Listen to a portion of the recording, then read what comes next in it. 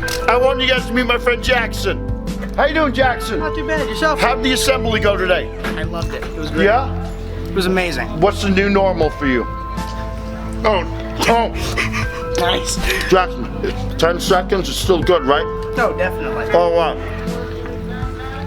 So, Yes.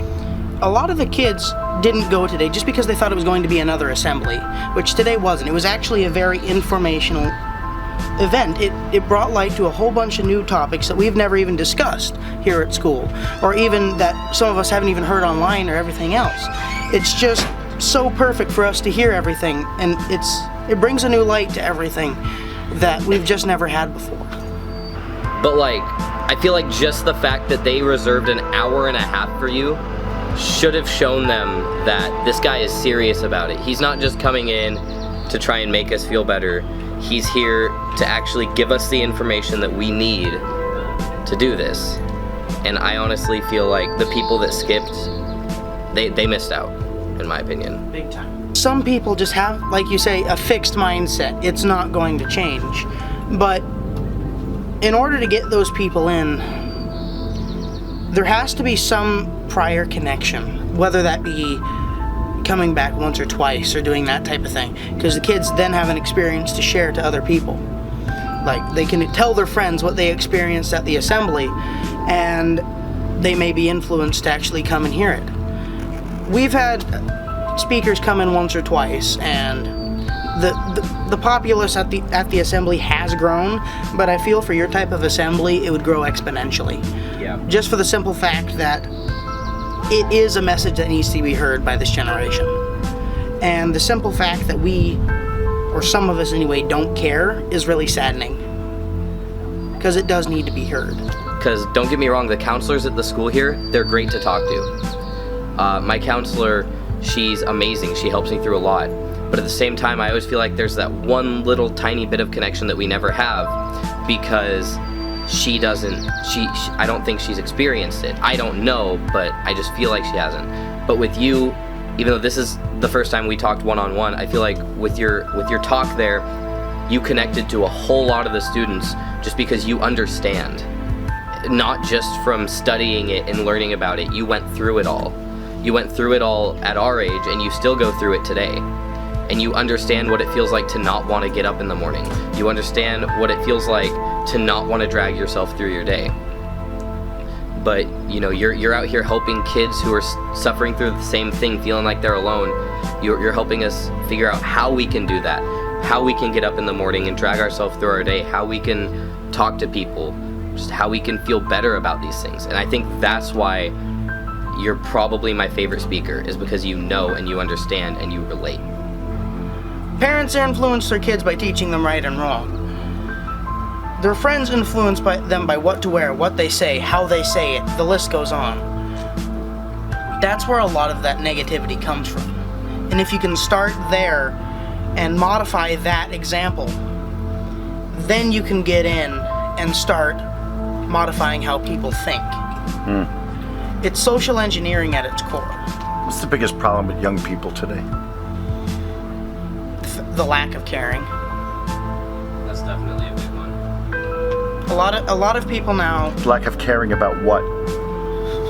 it could be anything from grades to home life to their friends to themselves. Themselves being a big part of it. But young people today are growing up differently. It's like, go to college, go to college, go to college. But then we ask the question, is the value of education worth the cost of education? I'm pro-education, but what about, like, you know, somebody might want to go to Harvard or Yale. Maybe you want to spend a year fly fishing. Is spending a year fly fishing any different than someone that is ready to go off to college, where you might compare yourself to somebody else? But is that fair? No, definitely. Okay. This is great. Dude, you don't understand. Nothing has set me up in my career working with teens and mental health more than spending the time with you guys. Because all of this research for teen mental health, we're at the very beginning stages, and most of it is trying to be written by people that don't even know young people. Yeah. I'm learning so much about the way you guys think. But I love that question. So, what makes me valuable? I think what makes me valuable is I've gotten to learn about me to address my imperfections. I'm not afraid to share that with you. And I'm also passionate about teaching and speaking on this topic in a way that I'm not lecturing you. I want to get to know you. So I think what makes me valuable is I'm able to take something that I'm passionate about and that I've accepted, and I'm able to kind of teach it to make you guys more aware and better. If you couldn't communicate and do that for people, like if I took that away from you, are you still valuable? Because if you just put your value in what you do for other people, and now all of a sudden you can't do those things, what makes you valuable now? Stacy, my therapist, are you listening? Because I think I just found a new therapist. So, what you're asking, if I couldn't, so I just answered your question about what makes me valuable, and you just asked if I couldn't do what I explained to you that makes me valuable, would I still be valuable? Yeah, if your value is sharing with other people, then you can't do that. You know what I'm thinking? I think that, listen, I'm not a religious guy. I think I'm a spiritual person.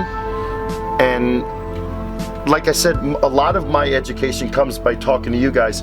I think if I couldn't do what I'm doing, my value would come from my relationship with God. Like value my life, or I struggle with like falling into like the mainstream and like feeling like I'm not doing anything that makes me stand out or like makes me like different, or like that I'm not making an impact. So you kind of have to find the value in something that's like a lot greater than yourself in a way, and something that's like eternal and kind of like stays like past your life. It's not just like here, doesn't change. Because let's say you have nothing as a purpose except for God. Well, if you value God, God will value you, and then usually He'll find a purpose for you. I love soccer. I just started playing varsity soccer all the way, like freshman year, sophomore year.